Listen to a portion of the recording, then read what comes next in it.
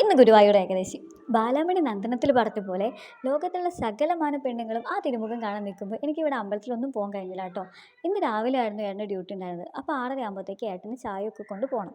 അത് കഴിഞ്ഞിട്ട് റിച്ചുവിന് സ്കൂളിലേക്ക് പോകാനുള്ള വണ്ടി 8:30 9 മണീൻ്റെ ഇടയിലാണ് വരിക. അപ്പോൾ പിന്നെ എന്തായാലും അമ്പലത്തിൽ പോക്ക് നടക്കില്ല. എന്നാൽ റിച്ചുവിനും പറഞ്ഞേച്ച് പോകാമെന്ന് വിചാരിച്ചല്ലോ. ഇപ്പോൾ അല്ലു തീരെ കയ്യിൽ നിൽക്കില്ല. അമ്പലം മൊത്തം റൗണ്ട് അടിക്കലാണ് മൂപ്പര് പ്രധാന പണി.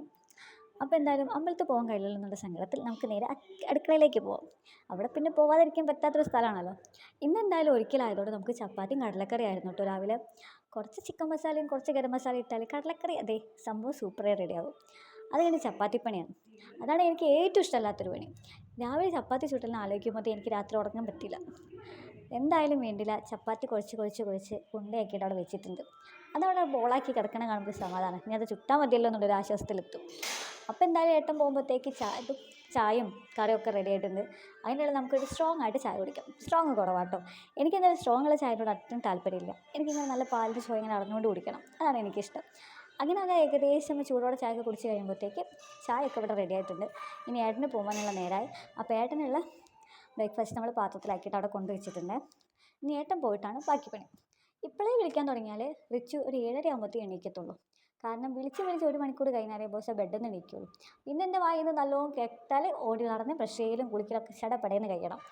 അപ്പോൾ എന്തായാലും ഞാൻ റിച്ചുവിനെ എണീപ്പിച്ചിട്ട് ഞാൻ എൻ്റെ കാര്യം നോക്കാം. ഇന്നെന്തായാലും അല്ലു നല്ല സഹകരിച്ച മട്ടാണ്. അല്ലെങ്കിൽ ഒരു 100 വട്ടം എണീക്കേണ്ട ടൈം കഴിക്കും. ഉറക്കം തെളിഞ്ഞിട്ടുണ്ടെങ്കിൽ അവൻ നേരെ അടുക്കളയിൽ വന്നിട്ട് പിന്നെ എന്നെ സഹായിക്കലാവും. അല്ലെങ്കിൽ പിന്നെ അവൻ്റെ കൂടെ കിടന്ന് ഉറങ്ങിയിട്ട് എനിക്കവിടുന്ന് നീട്ടി പോരാൻ പറ്റത്തുള്ളൂ. അങ്ങനെ ഏകദേശം അവൻ എണീക്കുമ്പോഴത്തേക്ക് വീട് വൃത്തിയാക്കിയിട്ടില്ലെങ്കിൽ പിന്നെ പെറുക്കലും നടക്കലും വായലിടലും അങ്ങനെ നമുക്ക് കിട്ടാത്ത എല്ലാ സാധനവും അവൻ തിരഞ്ഞെടുത്ത് കിട്ടും. എവിടെ നിന്നൊക്കെ സ്ക്രൂ ഒക്കെ കിട്ടും. ഇത്രത്തോളം സ്ക്രൂ ഉണ്ട് എൻ്റെ വീട്ടിൽ നിന്ന് വരെ ചിന്തിച്ച് പോകാറുണ്ട്.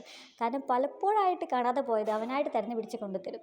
എങ്ങനെയൊക്കെ അവൻ നീക്കുന്നതിൻ്റെ മുന്നേ അടിച്ചേരി തുടച്ചിട്ടുണ്ടെങ്കിലും അവൻ എന്തെങ്കിലുമൊക്കെ തിരഞ്ഞു പിടിച്ച് കൊണ്ടുത്തരും.